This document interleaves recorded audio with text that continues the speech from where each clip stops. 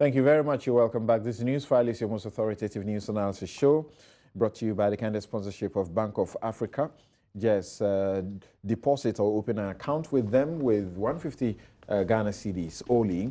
Build up your funds and get rewarded at the end of every month until the 31st of January 2017. There are no raffles, there are no draws, and so everyone wins. Fantastic prizes such as fridges, TV sets, smartphones, etc. are up for grabs. So participate and enjoy. Bank of Africa's season of giving promo. Make that move to save by visiting any Bank of Africa branch to participate. Bank of Africa, strong as a group and close as a partner.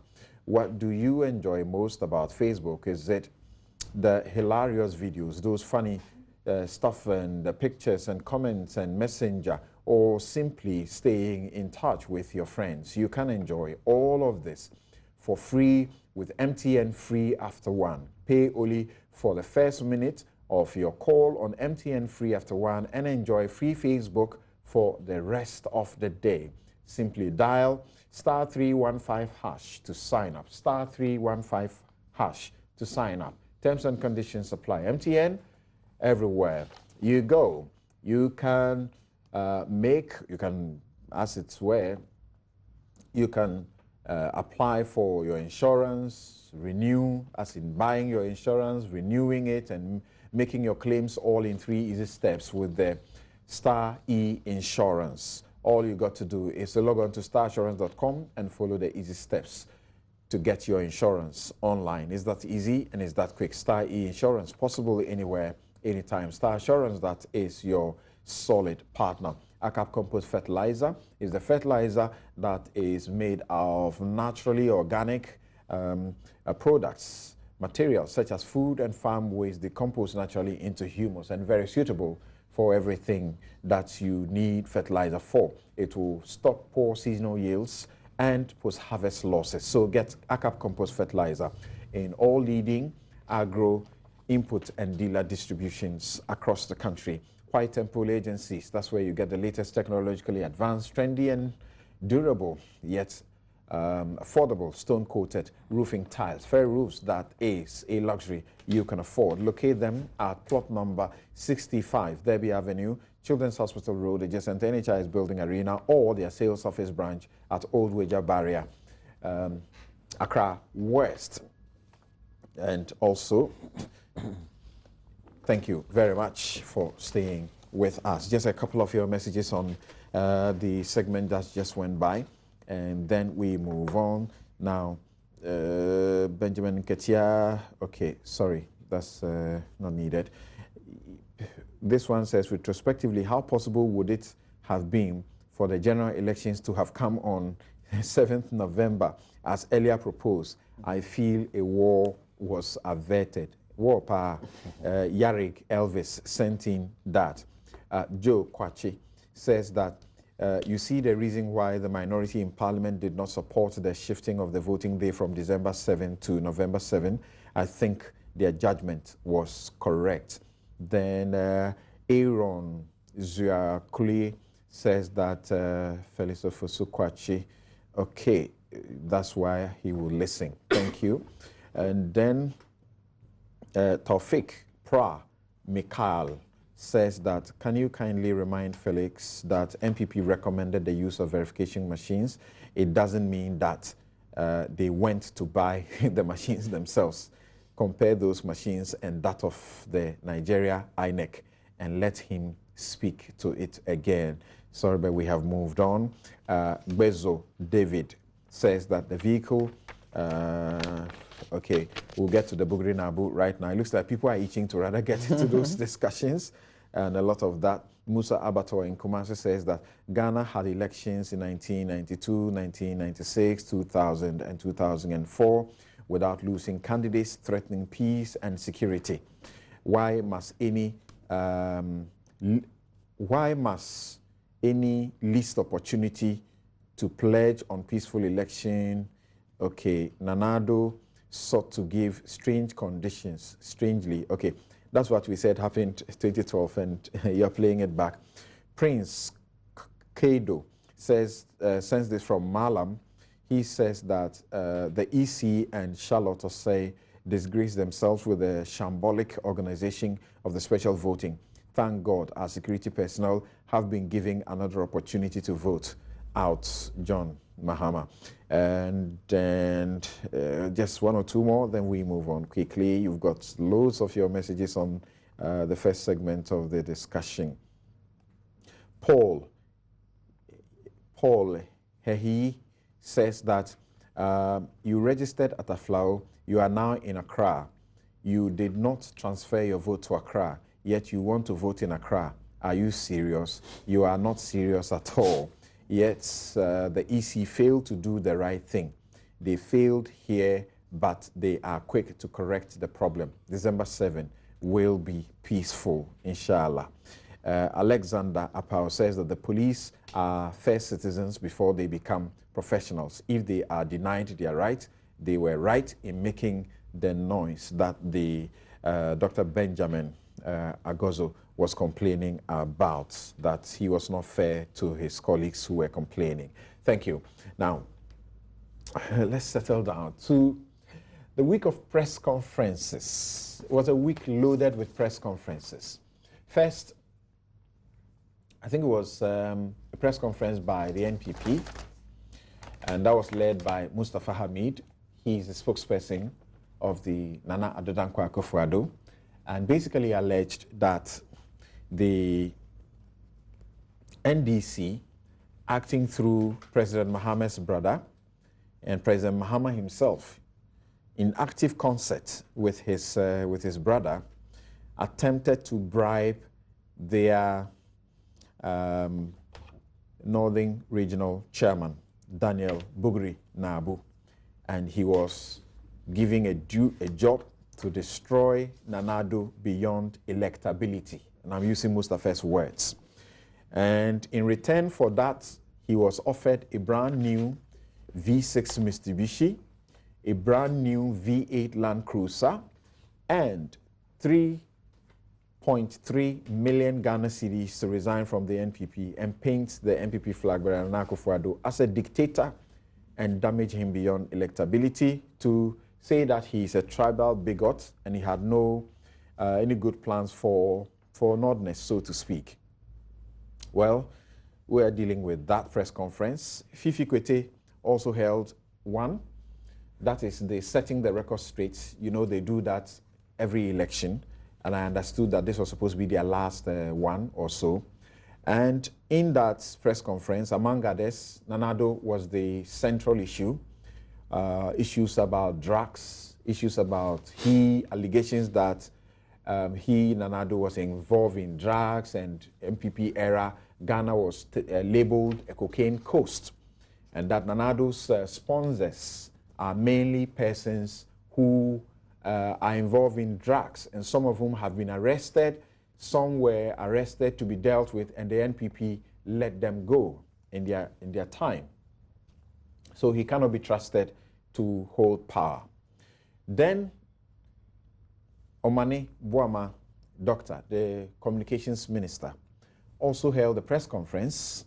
And in that press conference, among other things, you can say again there that Nana Addo was a central issue about whether or not he was fit to be president compared to President Mahama.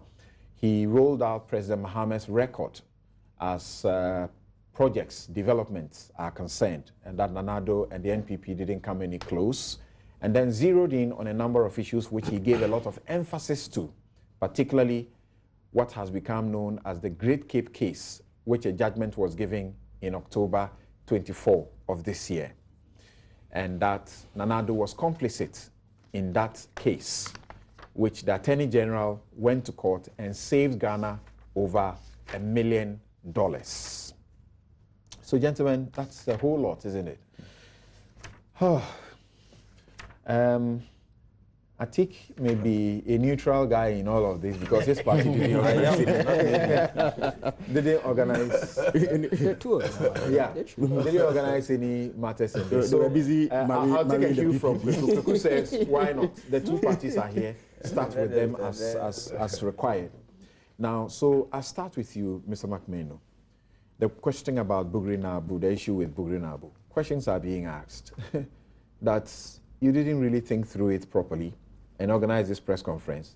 And Nanado has actually stated that the vehicle and things will return to President Mahama and his brother shortly. You didn't think through it, but if you had thought through it, you would know that this was such not properly executed. It's a lie. Well, I don't agree to that.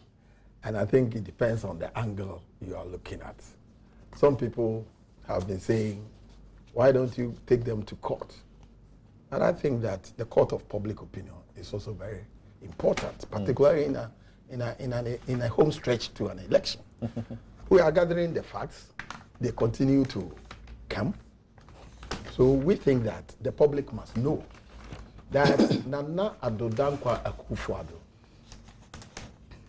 is being painted badly to our brothers and sisters in the north by the NDC, that he hates them.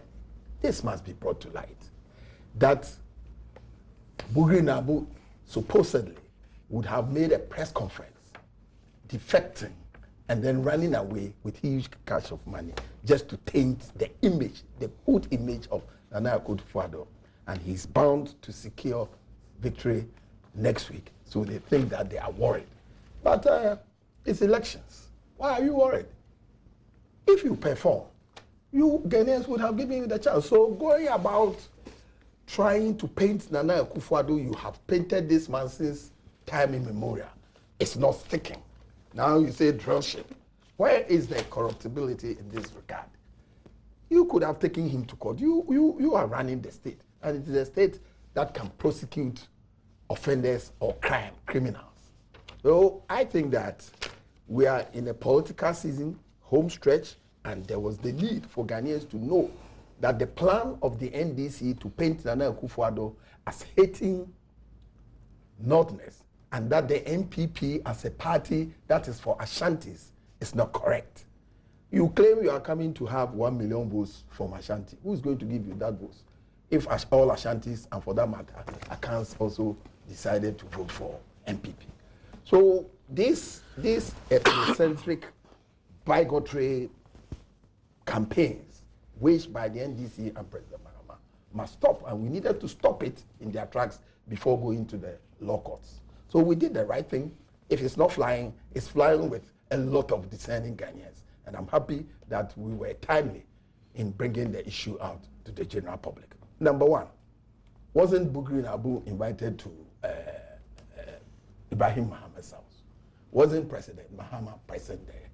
Wasn't he given an amount of 500,000 Ghana cedis, close to old 5 billion Ghana cedis? The following week, and the developments were coming, wasn't he offered a brand new Mitsubishi car?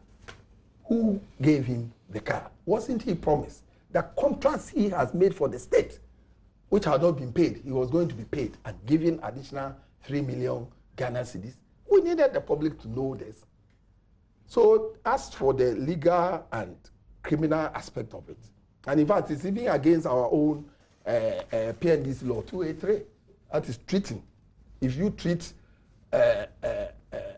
voters in a way, you are offending. If you seek to bribe voters. To bribe voters, yes, that's what it means. You treat them, you are offending the law under Section 34 of the PNDC law 284. We will come to that, but we needed the public to know and make them understand that Nana Akufo-Addo does not in any way. After all, NPP over the years have made Northerners as our vice presidential candidate, something the NDC has failed to do. So between us and them, who loves the Northerners? So trying to create that They wedge. tell you that they have had Northern, the presidential candidates. Yes, and we are also proud that we have gotten Northern vice president. So they say they do better than you. No. If you look at the method by which President Mahama ascended the throne, it's different. It's different. My own professor, late John Atta Mills, and under the Constitution, John Mahama was bound to become president of Ghana. That is different from a democratic internal elections. So we must separate the two. And we give time and space for Northerners at all levels. After all, we fielded candidates throughout. Our vice presidential candidate is doing very well. The whole country has acclaimed him as one of the best economists.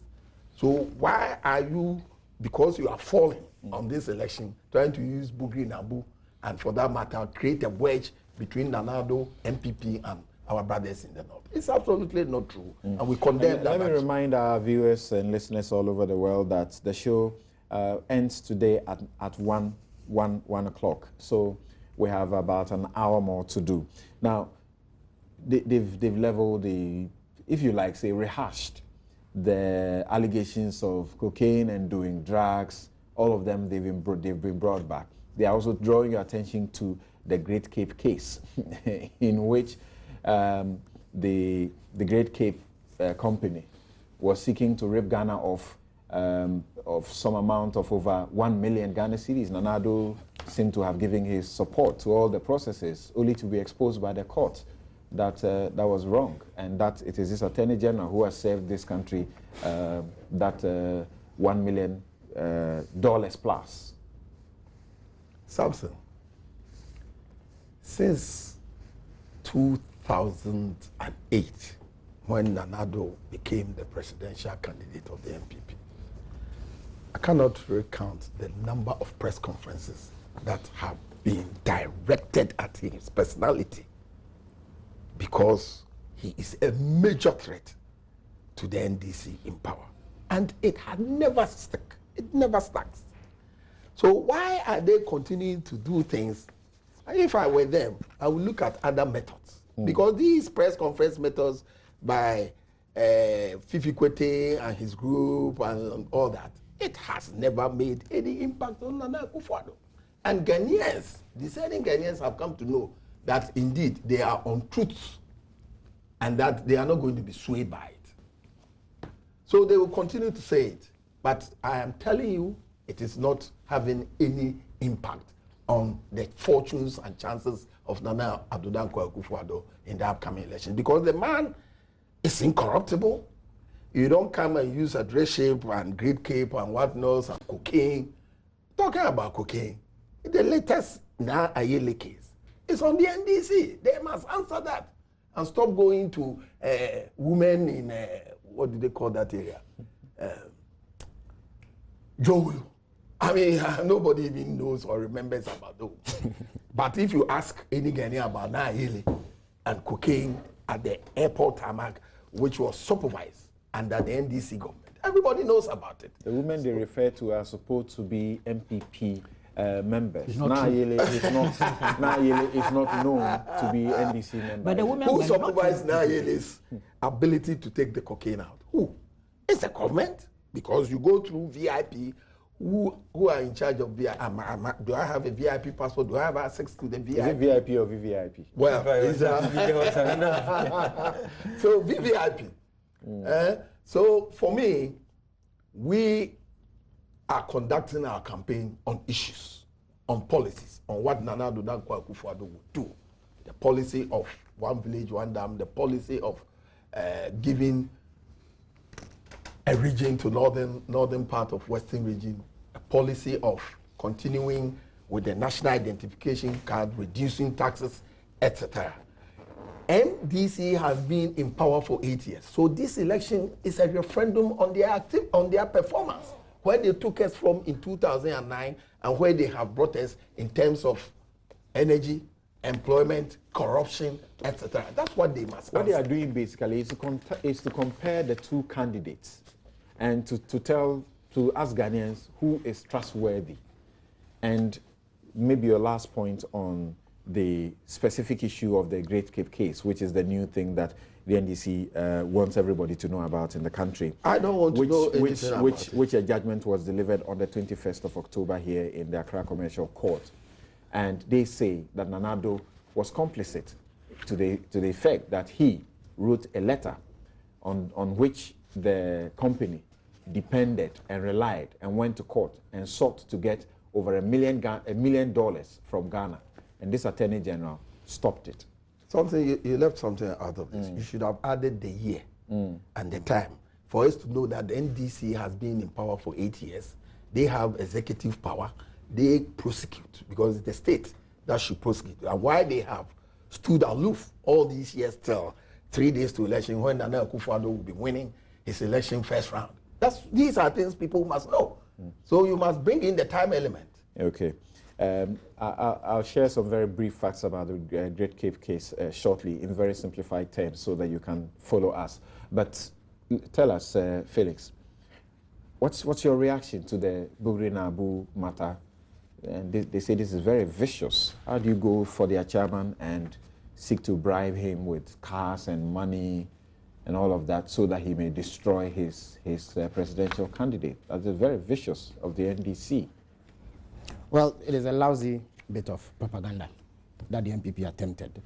It has to go down in the history of this country's politics as the worst cock and bull story ever told by any political party. To begin with, President Mahama has not met Bugri Nabu in Ibrahim Ahmed's house. The other point is also that Mr. McMahon's introductory remarks would seek to suggest that they did this press conference in an effort to push back on what they perceive to be a criticism of their flag bearer in relation to his treatment of Northerners. Let me state that no prominent person in the NDC has made an accusation against Nana Akufo-Addo as hating Northerners. What the MPP has sought to do is to deliberately twist a justified criticism that President Mahama made of their treatment of the late Aliu Mahama and claim that that is tantamount to saying that because he is a Northerner, he should be voted for.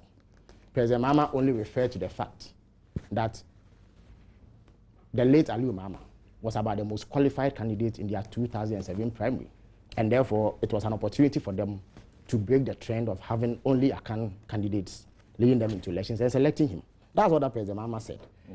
Again, and the centrality of his point was that the natural succession plan ought to have been that since he had served for 8 years, he ought to have taken over from President Kufuor. Absolutely. And it made perfect sense. You can use democratic means to establish that. Mr. McMahon referred to what happened after President Mills passed away. It must be put on record that President Mahama was selected as candidate. Of course, the Constitution provided that once he was vice president, he would succeed him as president and serve the remaining period of the unexpired term of President Mills. But to become NDC candidate, he had to be voted for by delegates of the NDC. He was the only candidate because the party decided as a collective that it made sense to allow him to contest because he was the most qualified among the lot of people who would have vied for that position. Subsequent to that, we actually went to Congress in Kumasi, and his nomination was put to a vote. He won by 99.7%, and therefore became our candidate. So he was not given safe passage. President Mahama criticized the MPP and noted that they could have used similar means to elect the late Aliu Mahama. At the very least, it would dispel any notion or any doubt that sections of the population may hold about the ability to offer persons from other tribal extraction or ethnic extractions an opportunity to lead their party. Added to this is the fact that the MPP itself, through various acts of omission and commission, and through their own rhetoric, have painted a picture of a party that singles out some tribes for mistreatment. And reference can be made to Mr. Osafo Mafo's tape, in which he is heard advocating for a situation where if you do not hail from 5 regions where he claims resources of this country come from, then you should not be considered for leadership of the country. Their own organizer for the Nasara grouping, I have missed the designation, I think he's a Nasara coordinator, Kamadin, is on tape to have said that the MPP, as it is presently constituted, is not in a position to offer a Northerner the opportunity to lead them into elections. Now, when you have prominent figures in the MPP speaking this way publicly, do you need any other commentary from the NDC and its leaders to establish the fact that that is the natural disposition of the MPP? So if they want to dispel that notion, they don't need to waste everybody's ears with this cock and bull press conference about Bugri Nabu. They simply ought to correct the things that they do. Around the same time, this ambassador has also come out to say that he had a conversation with Nana Addo, and it was very clear that Nana Addo says that a Northerner will not be allowed. Absolutely. And again, you must note that Mr. Harun Atta is somebody who knows Nana Addo pretty well.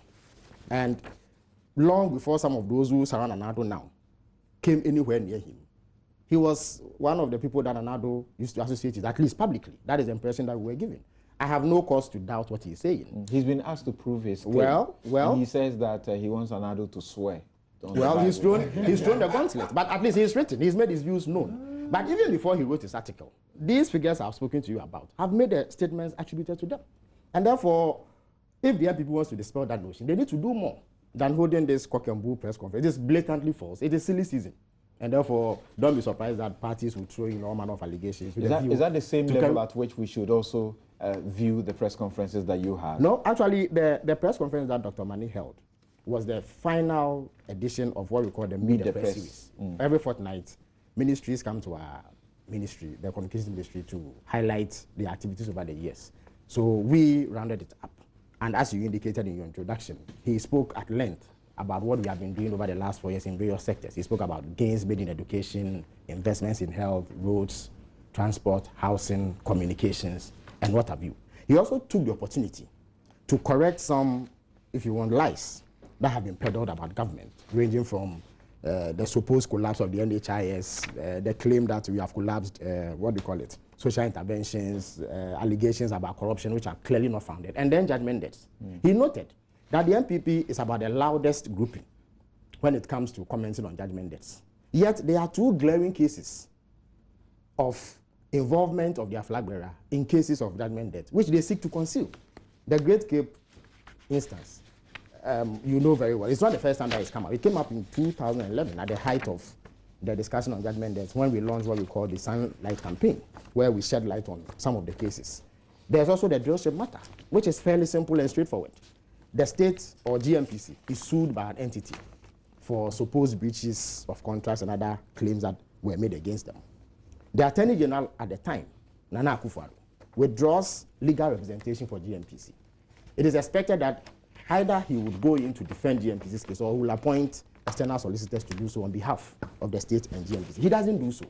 In the course of the trial, Societe Generale, which is the party that had sued GMPC, makes an offer of $14 million as what they are prepared to take in order to end the litigation. As the negotiations are going on, this withdrawal of bandman and bandman occurs. No further legal representation is presented. Default judgment is then entered against the state to the tune of $48 million, rendering the $14 million offer completely redundant and off the table. And these are the words of Mr. Kandapa, then Energy Minister, who had supervisory responsibility over GMPC. Now, that is a glaring case of monumental incompetence leading to loss. To Mr. Kandapa speaking at the Judgment Commission. And I have a recording of that. I have listened to it severally. If you permit, I can furnish your production team with any It's not controversial. Absolutely. So it is a sign of monumental incompetence on the part of the NPP flag bearer, leading to huge loss to the state. Yet there's silence on the part of the NPP. When they come to discuss judgment, they don't speak about this. The Great Cape case, you are Attorney General, you leave office. 3 years later, a company writes to you, seeking your input into some claims they have brought against the state. Nanado himself states in the letter that he wrote that he has a vague recollection of the issues at stake, and yet proceeds to put in a word for these people. These people go to court, and the judge dismisses their case and says that they made fraudulent representations to the state and were seeking to rip off the state by $1 million. How can you discuss the Great Cape judgment without criticizing Nanado's role in this matter? So that is what Dr. Mani spoke about. Now, regarding the Forum for Setting the Record Street press conference, I noticed that Mr. McMahon tried to parry off criticism of the NPP and drug dealings and all that. You see, there is a case of a gentleman called Frank Enim, also known as LeBaron, who is currently languishing in a jail in the UK for drug trafficking. This gentleman is on record to have donated to Nanado's campaign in 2012. And Kennedy Japon, who is a leading figure in the NPP and MP for Asin Central, publicly stated that indeed the party took the motorbikes from a drug baron. Now, when you behave this way, and you juxtapose it with other conducts of the party in relation to drug trafficking, people who are outside of your party are justified in criticizing you. The handling of the MV Benjamin case, for instance, is another reference point. And by the way, the 3 women matter. Nana Akufo-Addo was the Attorney General when the matter broke in 2001. Sometime in 2003 or thereabouts, we were told that those 3 women were left off the hook because the docket on the case had gotten missing. And the Attorney General has responsibility for prosecuting people who engage in wrongdoing, certainly in cases of drug trafficking. So when all these matters pile up and you are criticized for having some association with drug, and why? Samson, we also do know that Nana Addo appointed an aide in the shape of Mr. Amfo Kwakye, who was a convicted drug dealer. There's another cousin of his who served in some capacity in his finance committee, at least in the 2008 elections, who was convicted for drug-related offenses in Germany. So this is an aggregation of factors that gives cause for persons outside of the NPP to criticize them for their dealings and relationships with persons involved in drug dealing. So when these things are mentioned, they are grounded in fact, unlike the extraordinarily ridiculous length they went to allege that President Mahama had bribed Bugi Nabo. In any event, Samson, Mr. Bugi Nabo is a well-known politician, very vociferous. Sometimes his conduct verges on recklessness and all that. Suddenly, Mr. Bugi Nabo has become deaf and dumb and is unable to publicly speak at a press conference. No. But Samson, Mr. Bugi Nabo himself could have addressed that press conference right on. It was after the criticism. Indeed, we were told by Mustafa Hamid that he could not speak English. I thought that's what you addressed first. So let's move on. And that's why he couldn't come out. Very, very ridiculous excuses. Let's move on now. Do not cut ties with any descending Ghanaians. That's Mr. Let's move on now, and just very briefly, let me see how I go about it. And this is the Great Cape judgment that was given by the Commercial Court, presided over by His Lordship Eric Cheba for on the 21st of October of 2016. And the Great Cape Company is a company registered in the Switzerland, and in 2015 they filed this case in the court. And what they were simply asking is that they were asking to be paid in excess of $1 million. And what was the basis of asking to be paid? They were asking to be paid that amount because there were certain representations made by the state. And they said, number one, they were seeking a declaration that following from the admission of liability by the Attorney General for and on behalf of the government of Ghana on the 18th of April, 2001. So 2001, you know who was the Attorney General, Nana Akufo-Addo.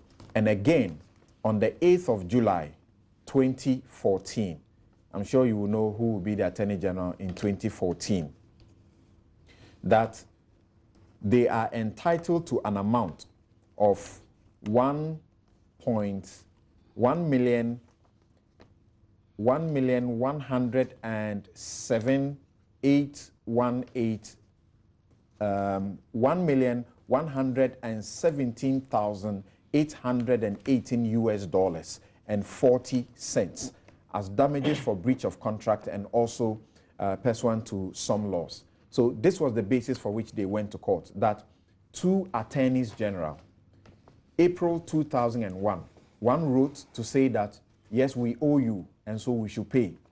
And then July 2014, another Attorney General also wrote to say that, yes, Ghana owes you this money, so you ought to be paid. And that's why they went to the court to be paid. Now, eventually, to cut a long story short, I want to trust that some of my guests would have also read so that we can share, because we have been asked to read this as an assignment by Omane Boama. So eventually, when they went to the court, they sued because Nana Addo said pay. Marital Pay Upon also said Finance Ministry should pay. And they were not paying. So they went to the court and said, give us our money. And when they went to the court, Marital Pay Upon subsequently, on the 20th of November 2014, discovered that they were not actually owed. So she went back to the court and fought this. And then eventually what happened was that the court said Great Cape was not entitled to the amount of money they were seeking. Because what they were actually seeking was that even though they had been paid earlier, the amount they were paid earlier was $972,000. This amount was paid in 1998. They claimed that that amount that was paid was not the final money, there was miscalculation of the interest. Now, eventually, they claimed that there was supposed to be compound interest and not simple interest in the calculation. The court held that if you look at the documents signed by Kwame Pepra, who ensured the payment, they took the money on the note that this was the final payment, it was full and final. And on the basis of that, the court held that they were not due any extra payment, and that Nanado's letter could not also be relied upon. So that is where we are with that issue. So, Kweku, the Bugri Nabu press conference, the Fifikwete cocaine coast press conference, Omane Boama press conference, zero in on Dreship, and the Great Cape case. What do you say? You know what? The Dr. Omani Boame's Meet the Press series, was it indeed a Meet the Press? Well, he says that was Yes, the it was. final Meet the It Press. was, yes. Oh, yes, that's how it was announced. I know that.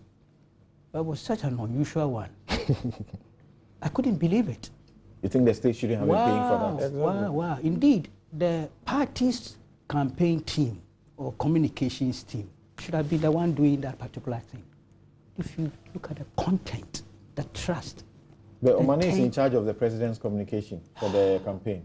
My brother, but they didn't announce it as such. They said this is the Ministry of Communications. That's what they said, officially, formally, openly. And I'm saying what happened there was an exercise in propaganda masturbation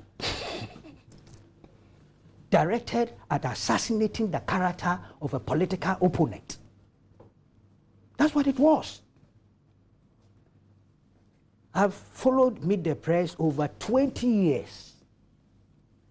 That was an unusual one, an extraordinary one. And I can understand their drift. This is a campaign season. It's an election. The main opponent is the formidable Nana Akufo-Addo. So go out there and skin him apart. Nobody dared to rebut. It was terrible. I was sad. And I'm being honest with you, I was hugely disappointed. If it had been the party campaign team or communication team doing that, I would have understood. And it's a fair deal. So your point is that this is abuse of incumbency? They abused that platform. Call it any name. But the platform was abused for selfish, partisan, political gain. The worst part was to assassinate the character of a political opponent. I thought we were above that. I thought we had gone beyond that. I'll be honest with you. I like Omani Boamah a lot. I like young men, including Felix. If you go back to the Nkrumah era, our fathers, they were young when they came into politics. So I have a certain sympathy and, passion, inclination for the youth, the young ones. Especially when they stay in there long, they will mature. And it's good quality human resource for this country. But I was disappointed in what I was seeing. And I was wondering if I shouldn't call the president and ask him to read the Route Act to them. That stop that. Don't do that. Take time. I'm serious. My brother is laughing. He's infecting me with his laughter. Now let's deal with the issues. Yeah. You see, I'm going to deal with the forum guys first, seriously. So I won't waste too much time on Great Cape and things. You've read the judgment. Yep. Is there anywhere that Nanado's professional integrity was attacked explicitly? Maybe the point where the judge said he wrote the letter whilst in office, admitting to the negotiated additional payment that they were supposed to make. Yet that letter was not on the Attorney General's letterhead. And then when he left office, he wrote the second letter confirming his signature, Start from the second. Right. Start from the second one. He had been requested by Dr. Nat Tano, that's Tano's brother, to authenticate, one, the signature, two, whether the letter was indeed written by him. Right. And there are earlier letters to, from the Ministry of Justice and Attorney General and the Ministry of Finance and also the Solicitor General saying that they ought to authenticate that letter as a critical element in the decision they would take. So they requested Dr. Tano if he could seek Nana Akufo-Addo's authentication.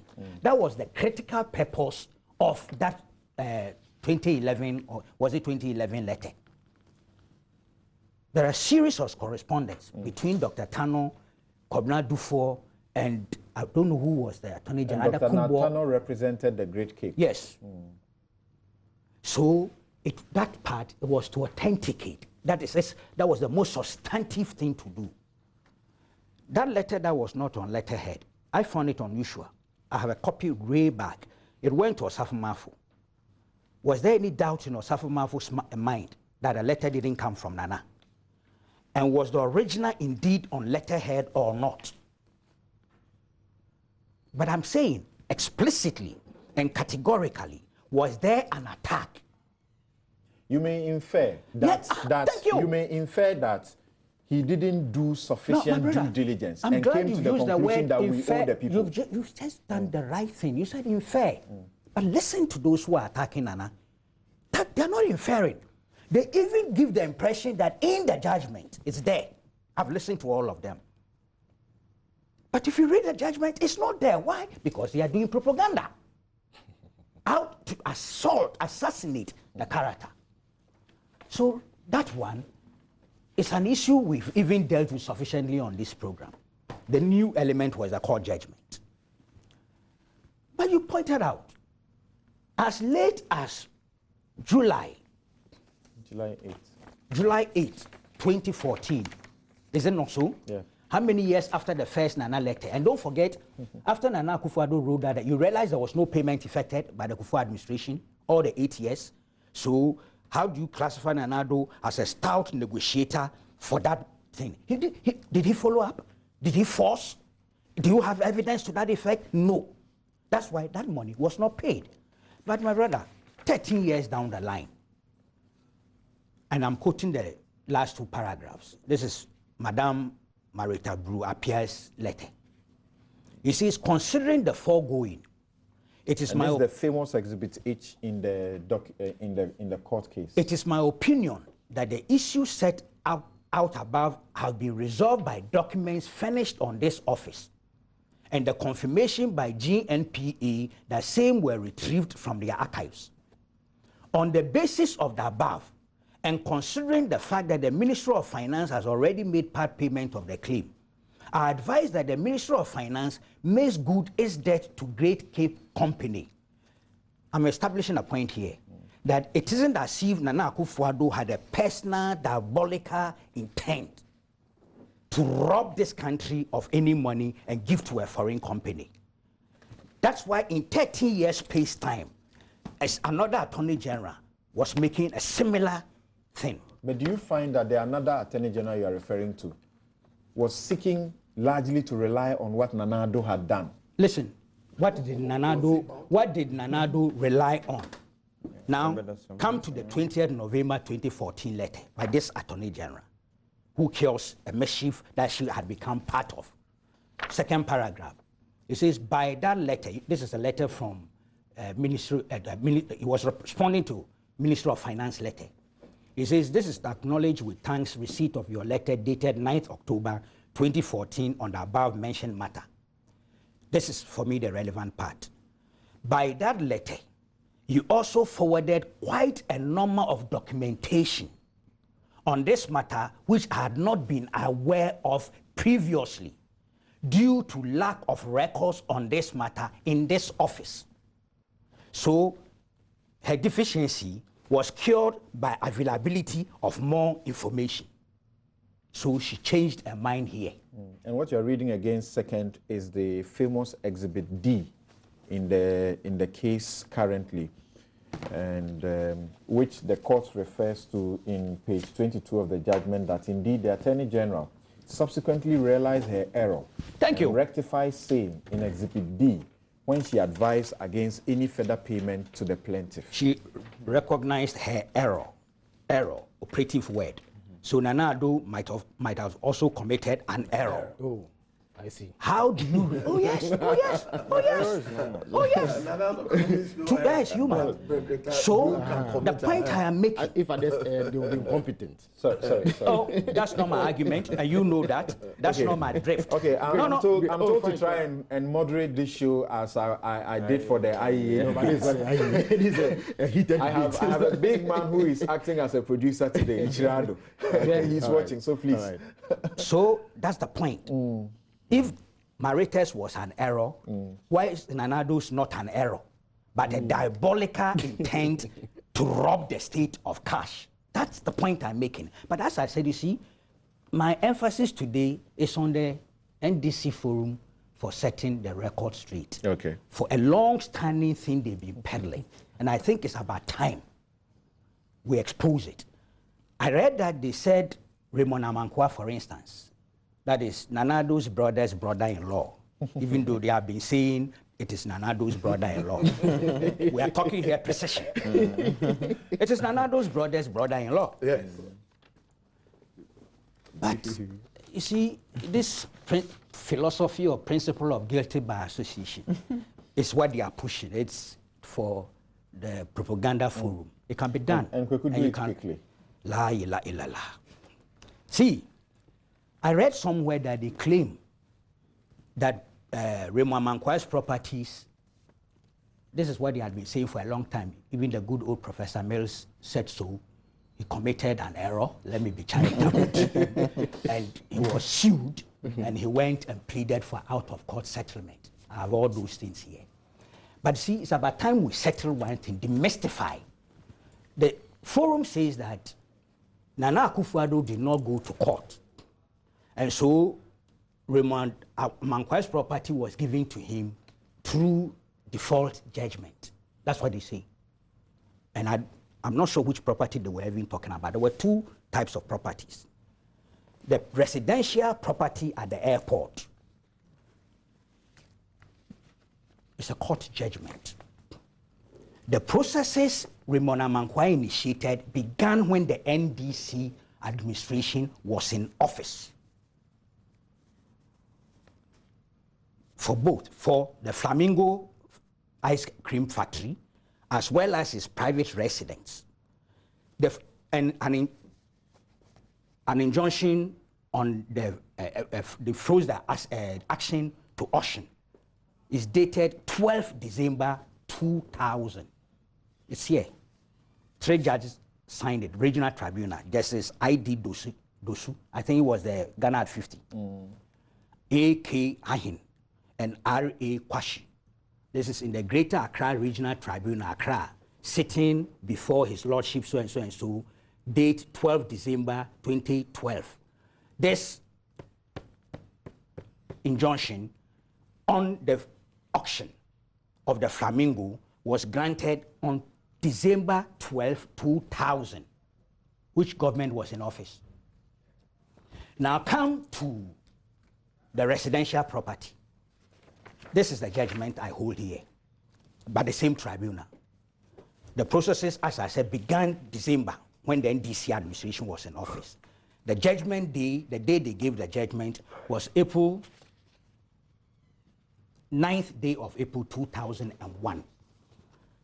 I need to read this thing for you. This is what happened. Applicant represented by counsel for, that is Mr. Menka Premo. The Republic is represented by A.K. Jimbibi, Principal State Attorney. Then they go and say, having been acquired, that's the property, plot number 140, Airport West residential area, was acquired on 28th May 1990 by the applicant. That is Raymond Amankwa. Having been acquired on that day, PNDC law 236 therefore cannot be applicable to it. This law, PNDC Law 236, came into force per date of Gazette notification on 13 July 1990. Indeed, the law was made on 24th May 1990. The law is not applicable as the Constitution frowns on retroactive lawmaking.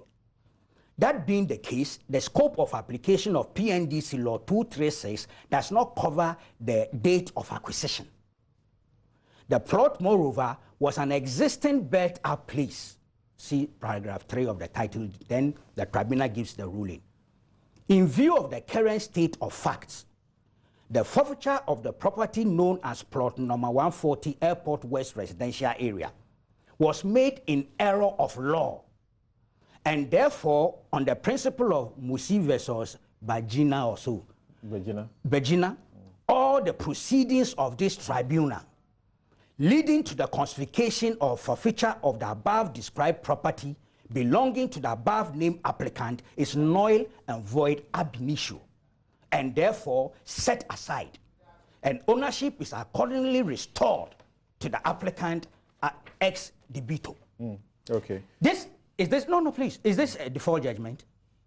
Then if you go to the ice cream one, because of time constraint, I can't go through it, but let me tell you what happened. After the court had placed an injunction on the auction, the tribunal proceeded to look at the matter and ruled, that is, we are talking here of the Flamingo, against Raymond Amankwa. Raymond Amankwa then went to the Court of Appeal, claiming that he was 41% shareholder in that particular enterprise. So the entire enterprise could not be confiscated. So they had these things, people you call interpleaders or whatever. Yeah. All is here. The appeal court was the one that upheld Raymond Amankwa's thing. The state, 2000 November, appealed against the Court of Appeal ruling. The Attorney General was Nana Akufo-Addo. It's all documented here. You see, so that fallacy that has been peddled about Amankwa, and Akufo-Addo, first of all, they said deconfiscated his properties and gave it back to him. Now, they've turned around, and I know why they are talking default judgment. One of them contacted me some 2 months ago to ask questions. I told the person, I sent him a text. I think he didn't read the thing I sent to him well. Because I told him that that thing happened in court. Instead of the person reading the text I sent to him well, he comes out with the animal called default judgment. Okay. I wish we had time. Yes, Kweku, you've done some 15 minutes. I think that's okay. I'm sorry. Thank you very much. Time is an enemy here. When I get it, I will assassinate it. It's an enemy of all of us. Don't worry. Yes. But you see, there's one point I also want to note, that many times we have blamed the state attorneys that they don't do their job well, things go wrong. Oh, I didn't talk of Bribery. This had to do with state attorneys. Attorneys who went to court and through their own diligence. Some of them were prosecuting the case. It got to a point in the case, they had to step down and go into the witness box and do their job themselves in the court. And that saved Ghana, in the Great Cape case, that saved Ghana over $1 million. So I think when they do right, we ought to acknowledge them as well. And there are a lot of things. Yes. Frandesco, way back, and Akufo, money was saved. Okay, thank you. Now, Ghana Telecom Malaysia, I think it was equal to. Okay. Money was saved. Thank you, Kuku. Now, but I have to have a bite on the Bribery, or you've done 15 minutes of your time. I don't know. Let's give you 1 minute. Oh, 1 minute. you see, look, I'll be honest with you. Whether there was a meeting or not is for Bribery to provide the evidence. But there is something that is clear. There was a car. Yes. That's physical. You can see. There are documents of There's transfer. document that shows where the vehicle came from. Bribery talks of money. The money, unfortunately, in my opinion, he deposited in his account. Bribe money going to your personal account is worrying. And my own investigation shows, instead of the 500,000, it's 400,000 that went into the account. So He claims that if you read the statement issued by Mustafa, he says that Ibrahim told him that he should give 50 to Awa. Where is the other 50? He disbursed it. You see? So whilst I would love an interrogation, but it appears, listening to Mr. Menu, that this is more meant for court of public opinion, so it means it's propaganda. Yeah. But if we were to go to the core, I would love a further interrogation to find out the basis. Because yes, the company exists. It's made up of human beings. Who brought the car? Bugri sent his picture for the registration to be done. Somebody in the party is telling me that the party knew and said, encouraged him to give his picture in order for it to register. But they have traced the companies that imported the car, did the processes. They have traced them to the president. Yes, the name they got is wrong. The lady is not the president's sister. No, actually, the name the Hawa Mahama is the mother of the Frank gentleman. Who he used the mother's name as part of the directors. So they got that one wrong. Okay? But really, the money side, it appears that the party wasn't involved in telling him how to use the money. And for me, that also creates integrity challenges. But does it discredit the story? No, it creates a huge challenge for the story. If indeed they bribed you in order for you to assassinate Nana's character, and as for that one, I don't doubt, based on what is happening, that they want to destroy Nanado beyond repair. That is a political. Oh no, but that's you've been doing it. How? Okay. So all the lies. All right, so I gave you a minute. It's meant to destroy. I gave you a minute. So anytime they tell a lie about that, I give you a minute. Thank you. Let's hear from Atik. Let's hear from Atik. And Atik, when you see in the press conference, particularly, a major thing that sticks out is what you have concerns about, which you said you doubted even the commitment of the two major candidates to the peace pact, about the ethnocentric thing. You see, this is the whole center of what they are seeking to do with all of that. What do you say about it? Samson, I think that this discussion about Bugri Nabu's press conference, the alleged bribery, and the counter press conferences we've had, I think we need to situate that in the context of this tribal ethnocentrism. And for me, it appears we are not learning from history. If history is any indication for all of us, I think that the sad story of Rwanda is there to guide all of us. But because there is some great deal of profit from doing tribal or ethnocentric politics, it appears the two political parties find it convenient to do so. And for me, that is where the difficulty is. And to the extent that Mr. McMillan confirms that indeed this press conference was partly an agenda to respond to the supposed ethnocentric tendencies exhibited by the NDC towards their candidate and by extension the NPP. I find that extremely troubling. I thought the press conference was to expose a case of bribery that they have witnessed, and so would want Ghanaians to associate or identify with such an occurrence and probably speak up against it and all that. But to the extent that the preamble that he presents before the other facts he has spoken about is seeking to create the impression that we are inching closer to elections. This has happened. If we can profit electorally from it, why don't we do so? That, for me, dropped a little blot on this entire agenda. I was thinking that it was an agenda to help expose acts of bribery, and more so that vote buying is no longer an abstraction, but indeed it is something that is happening.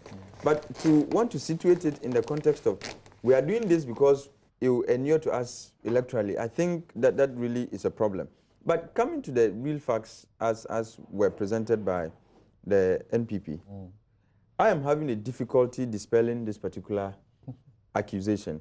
Because if you look at the sequence of events, and to the extent that there are even pieces of evidence to back these claims, I find it difficult. And I am also troubled a bit that some expenditure was incurred on the so-called bribery. I think it should have been left intact. Sure. Bribe money, you don't, especially if you want to expose it, you should not touch it. But you don't touch part and want to claim that there's still another. Who says that his investigations show that the 500 that alleged, 400 was deposited in The their pay account. slip. There's a I've seen the pay slip. which is the evidence 400,000. of the pay-in. That is what shows that this is how Does it's it deposited. constitute evidence of bribery? No, but I'll come to that. But you see, that is a problem. But I don't want to say that on that basis, let's destroy or collapse this whole revelation that he has brought. But you see, I have heard people say that one of the gentlemen in this narrative has responded. And he has said it was a loan facility he extended to Mr. Bugri Nabu. I find that, I find that extremely ludicrous. Who said that? The very man who is alleged to have given out this money. I'm talking about Ibrahim Mahama. Yes. I see. I have That heard is where, yes. Where did you say this? You see, Interesting. actually, that is what I heard. I read it somewhere. Because so far, that's one of the weapons. issues. People are saying, He's why not are speaking. they not reacting? Why are they not speaking? Yes, I think he's spoken, but probably not so public as to get people to know about his position on this. I'm sure that he will be listening. But he will be listening or watching. No, but it is not a matter of and if you public do, record. it's difficult to accept. if you do, Mr. Ibrahim Mahama, kindly confirm to us that this is what you have said elsewhere. Exactly. That is a loan that you are advancing to Bugri Nabu. Beyond that, but for the reason that it is not publicly known, I can even choose to ignore it, but still speak to the fact that he's been mentioned in this narrative. When the issue of government vehicles being used by his company was raised, he was quick to respond. So let's even grant that he has not spoken. That even makes the case worse, that your name has been mentioned, it borders on your reputation and so on and so forth, and you are silent on it, can only confirm one thing, that you know about these facts, and you either are uncomfortable speaking to them because somehow they are going to confirm that which is already in the public domain, that you attempted bribing an official of the NPP. Your silence isn't helping. You need to speak to these issues. But to the extent that there is a car that shows, and it is part of the commitments or the obligations that the other side were supposed to deliver on, and they've come through with that, and there's transfer of ownership, and there's a company that did that. And what for me even struck me the most was the persons who are supposed to be directors of this company. And in all conscience, in the press conference or in the press statement, they did not indicate that the Hawa that they mentioned is the president's sister. They only said you can. Yeah, they cast an innuendo, but it wasn't explicit that it was the president's sister. They said you can do your own check-ins. But there is a particular name that is known, and everybody knows that name. That is the president's special assistant or personal assistant. It's unofficial. It's not an official of state, but it's the president's aide. Personal assistant. And Just precision. That's yes, that's fine. His personal assistant is one of the directors. I mean, you don't need rocket science to connect the dots. I'm not saying that because the person is a personal assistant to the president, once he's involved in the transaction, it necessarily means... So you want to connect the dots at the level of suspicion, isn't it? No, you see, the fact that I'm not saying because he's a PA to the president necessarily the president was in the known as far as this transaction is concerned. But the question I am asking, and nobody is speaking to it, is that, and Frank should also speak to this issue because his name has been mentioned, has there ever been a situation where he sold a car to Mr. Bugri Nabu? That's the first question. Secondly, who paid for it? Was it Mr. Bugri Nabu? And if indeed it was Mr. Bugri Nabu who did the payment, there should be a receipt to show. Okay. In the absence of this receipt, I think that one can come to one conclusion, that indeed the transfer was done on behalf of somebody else, and that couldn't have been an NPP person. Consent, obviously. He sent even the picture there. No, that's what I'm saying. If you want to establish a case of bribery, you need to go through the full length of the transaction. I agree. If you had abated it at some point, I'm not sure would have been able to say that there are documents showing a transfer of ownership and so on. And in the general terms of bribery, it will not apply in the general jurisprudence of our law as far as bribery is concerned. Interesting. Because there ought to be a public official connection. Okay. So here, where to treat it might be to look at it under the representation of the people law, which is against treating, as in bribing I a thought that voter. listen. 284. Right. Yeah, so for me, this is a major issue, and the claim has been made that it was actually meant to influence him electorally and all that. But beyond all that, I think that the things, if the statement is anything to go by, that he was required to do as a way of justifying the goodies they were going to extend to him, that he slanders, he traduces Akufo-Addo and says all kinds of things, presenting him as a tribal bigot and all that. I think these are things that I've been worrying about, and I've made that point on this platform, that when we allow ethnicity to take center stage in our politics, we are heading up the creek. Because it gets to a point you lose, political and ethnic identities become merged up, or they fuse up, and you are unable to price the two apart. So that people, and we all know that people fight very hard to defend their ethnic identities.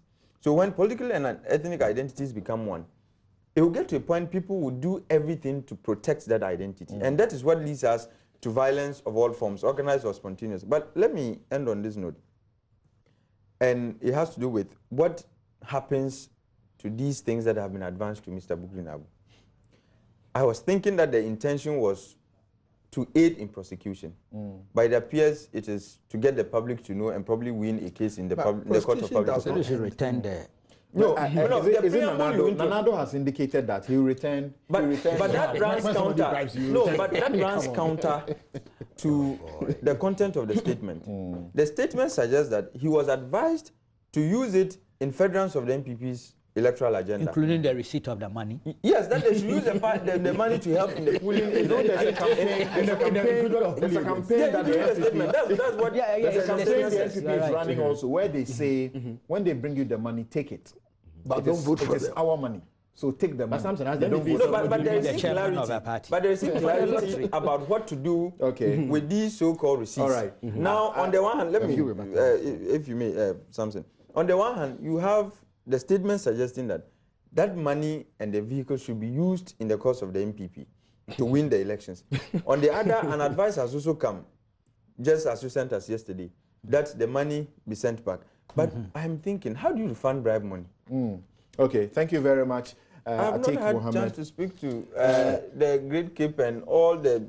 we already have chance to speak to it's unfortunate, but let's do this. Let's have a minute. You have a bite at the Great Cape matters. Yes, I just think that, look, these press conferences, and I couldn't agree anymore with Uncle Kweko, that press conference Omanibo Ama held, in all conscience, was not a meet-the-press conference. This was a party machinery at play. And I am worried that it was sponsored by the state. You don't use, and that is what we complain about, the abuse of incumbency. A PNC man cannot have that opportunity. To have pressmen come, listen to you, have free airtime, it was aired on GBC because it was made the press series. And all that was discussed was about an attempt to establish that somebody is either corrupt or corruptible. Throwing all kinds of things. And I am thinking that, look, these are tired models. These are models you've tried over and over again. They haven't succeeded. Why don't you change? It means that there is something that is fundamentally wrong. It means that the man indeed is what they claim he is. He's not corruptible. He's not corrupt. If you can change your models, I think somehow you can find something to say. But issues of corruption and corruptibility, I think these are things that cannot fly. But we have graduated to the point where mendacity is commonplace. People just lie just so that they can win political points. Interesting. And yes, I find that extremely worrying. And if we can avoid that going forward, we should. But I think it's important that, because a very serious allegation has been leveled against government, that we have used a government platform to assassinate the character of the opposition. Now, I'm completely astonished. No, not to assassinate. No. You are essentially making 30 seconds. We are being told that government should fold its arms behind its back when the opposition leader and his members constantly peddle falsehood. But when you want to respond, you have to use the party platform. That notion is mind-boggling. Look, government reserves the right. Did you respond? Sorry. Listen to me. First of all, It appears to me that both Atiku and Kweku have not read the full text of the press conference. I watched it. No. So read the full Maybe text. they pay attention to the emphasis that was of course, given. it will be understood. Why? Okay. They are in a hurry to build an artifice around the MPP flag bearer. Oh, He is supposed to That's not my be interest. he is supposed to be a no-go area. Okay. Look, That's government not- reserves the right I give you to 30 push seconds. back forcefully. Okay. And that's what you did, using and point that out platform. his own Okay. acts Thank that you. show that he is sensitive to hypocrisy. So this claim that we cannot use the platform to push back is completely false. YKA Ansa Yabua says that I think Mr. Bugri Nabu has one more bombshell up his sleeves to solidify his position and case of bribery. Interesting. I can just feel that. The evidence he has are very strong, but the way he handled the alleged bribery is what gives room for genuine questions. This takes me to a point I just heard is circulating on social media and place that Anas Bugri commissioned Anas to do. It's a lie. Okay. It's actually MPP. All right. propaganda, to put it. Then Dr. Ato Edu in Evans, Georgia, USA says that President John Mahama is a very good individual and Nana Akufo-Addo is equally incorruptible, an individual who has served Ghana and Africa well. It is therefore nonsensical for their followers or supporters to subtly promote ethnic identifications and bigotry to induce political capital. Ghana needs peace and flawless elections for the production of a leader that the people deserve. We need to dislodge these divisive pronouncements through common sense approach to political consolidation and development. Professor Ken Atefa says that a close reading of the Great Cape case shows that the court did not lambast Nana Addo or otherwise blame him. Okay, you're reiterating Kuku's points here. But you have to read it because of who blame it is. him for anything. On the contrary, the court gave no credence to the allegations raised against Nana Addo. Read page 20, paragraph 2 to end of page 22. Thank you very much.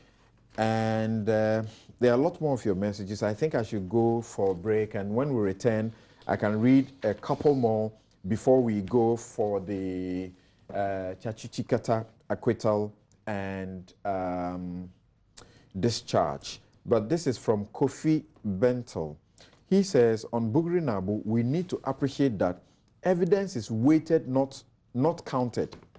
100,000 pieces of suspicion would weight less than one piece of hard evidence. In this case, the hard evidence is the vehicle. As long as it is there and came from Alomaso, the weight of evidence is against Mr. Alomaso and all those linked to him. He must prove that Bugri paid for the vehicle. No. Okay, like Atik said, Bentel we'll take a must break. not be We'll be right back. The honor is on Bugri Nabu to prove.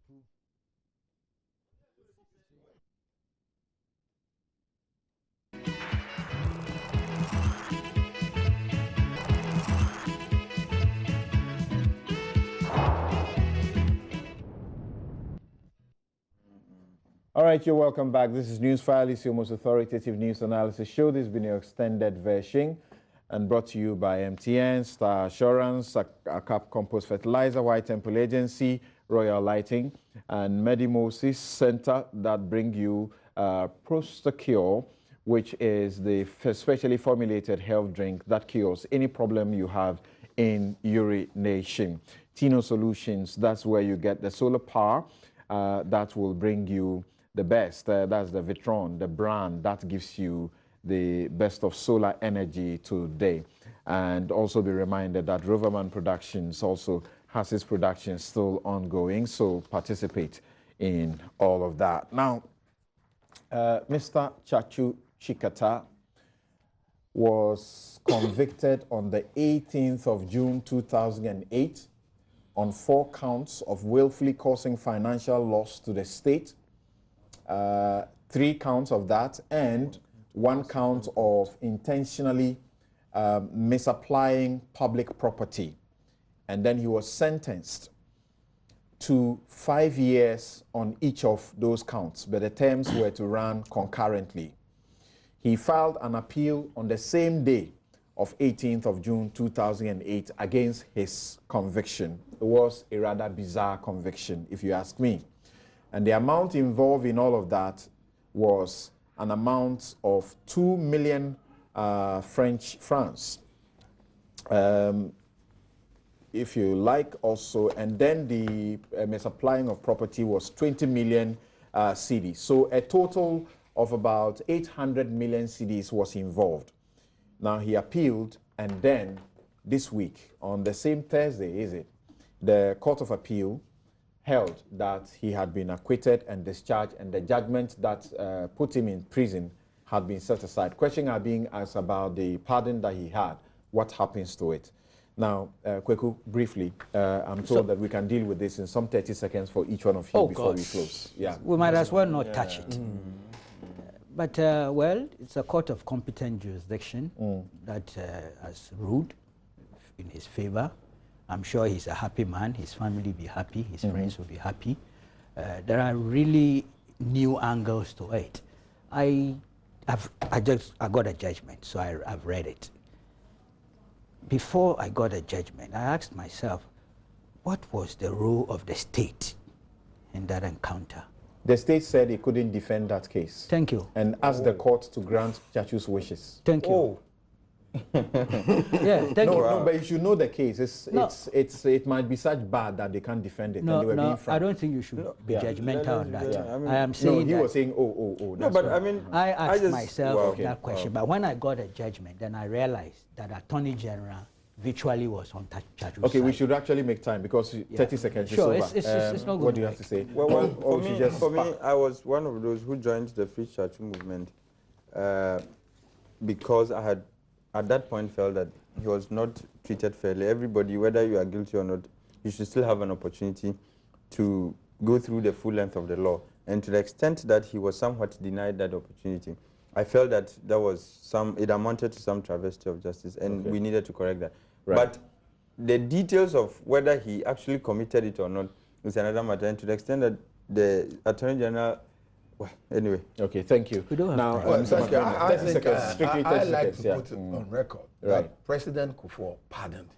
That's important. Yeah, he did, but he rejected the pardon. Well, but he went out of prison. He didn't stay in prison. He didn't stay in prison. He didn't stay in prison. Could he have insisted that he would stay in the prison? Of course. The prison authorities cannot accept that. They will still let you go. So your 30 seconds is done. Felix, 30 And seconds. I think that Anyway, the this issue critical will come thing is back. that It will come back. It's an the time financial loss issue is not part of the court. That's the point I wanted to make. So it was a critical part of it. It was. Because the court said that because the IFC was not heard, and the IFC, the Supreme Court ruled later that the IFC should come and testify. So if The that IFC as a body. right? But Okay, who so was you going to 30 come and seconds. testify? Because the directors this had really immunity. means that He said, the "Don't pardon need never time." happened, because it means that the conviction was deeply flawed, and therefore he should not have gone to jail in the first place. I was also a member of the Free Chachu, so I feel vindicated. Okay. And perhaps it is a lesson for all of us that we should not be arbitrary in the way that we apply justice, even if we It's a dislike the court individuals. of law. Well, Okay. it is clear that they acted arbitrarily. Obviously, it's such a sensitive issue, Exactly. very And we have critical to deal with such it that, again. like Kweku is saying, we have to find time.